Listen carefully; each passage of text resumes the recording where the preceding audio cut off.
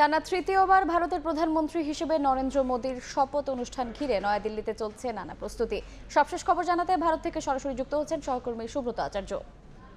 দেখুন, এটা একটা অভূতপূর্ব মুহূর্ত। আগামীকাল রবিবার ভারতীয় সময় সন্ধ্যে ৭টা ১৫ রাষ্ট্রপতি ভবন আলোয় আলোকিত হবে। দেশ বিদেশের অতিথি, বিশেষ করে ভারতের প্রতিবেশী দেশগুলো অতিথিদের সামনে প্রধানমন্ত্রী তৃতীয়বারের মতো প্রধানমন্ত্রী হিসেবে শপথ গ্রহণ করবেন ভারতের বিদায়ী প্রধানমন্ত্রী নরেন্দ্র মোদী। আপনারা জানেন যে ইতিমধ্যেই রাষ্ট্রনায়করা আসতে শুরু করেছেন।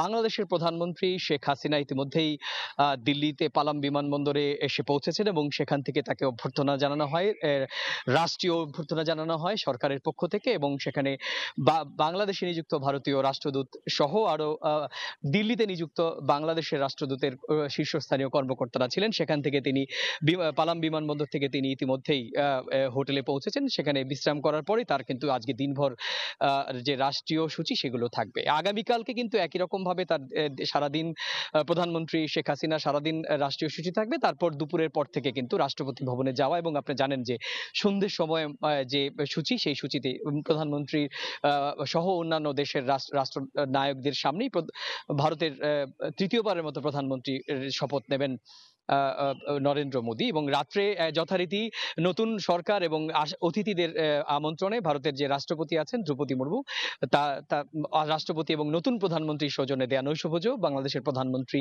শেখ হাসিনা যোগ দেবেন। এবং আগামী পরশু অর্থাৎ 10 তারিখ তার রাষ্ট্রীয় কিছু কাজ হবে এবং তারপর সন্ধ্যায় তিনি বাংলাদেশের উদ্দেশ্যে নয়াদিল্লি ত্যাগ করবেন। তবে এর মধ্যে যেটি দুই দেশের কূটনৈতিক সূত্র নিশ্চিত করেছে যে কালকে প্রধানমন্ত্রী হিসেবে শপথ গ্রহণ করার পর নরেন্দ্র মোদী বাংলাদেশের প্রধানমন্ত্রী শেখ হাসিনার সঙ্গে দ্বিপাক্ষিক বৈঠক করবেন। এখানে বলতে হবে যে বাংলাদেশের প্রধানমন্ত্রী হিসেবে শপথ নেয়ার পর এই প্রথম কিন্তু ভারত সফর করছেন। এবং যেটা কূটনৈতিক মহল মনে করছিল যে প্রধানমন্ত্রী হয়তো এই ভারতের তৃতীয় মেয়াদের প্রধানমন্ত্রী শপথ গ্রহণ অনুষ্ঠানে এসে তার এই প্রথম গুরুত্বপূর্ণ যে দ্বিপাক্ষিক বৈঠকটিও কিন্তু সারবেন। সুতরাং কূটনৈতিকভাবে ভারত এবং বাংলাদেশের মধ্যে কালকে যেমন দেশের দিকে নজর থাকবে, সারা পৃথিবীর নজর থাকবে, গণমাধ্যমে নজর থাকবে যে এই রাষ্ট্রপতি ভবনে প্রধানমন্ত্রীর বৈঠকের দিকে, ঠিক সেরকমই ভারত বাংলাদেশের নজর থাকবে দুই প্রধানমন্ত্রীর, ভারতের তৃতীয় মেয়াদের প্রধানমন্ত্রী,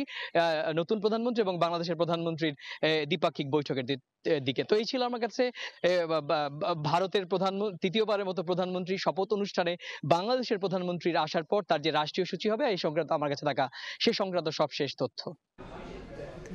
আমরা সরাসরি যুক্ত ছিলাম ভারতের পশ্চিমবঙ্গে।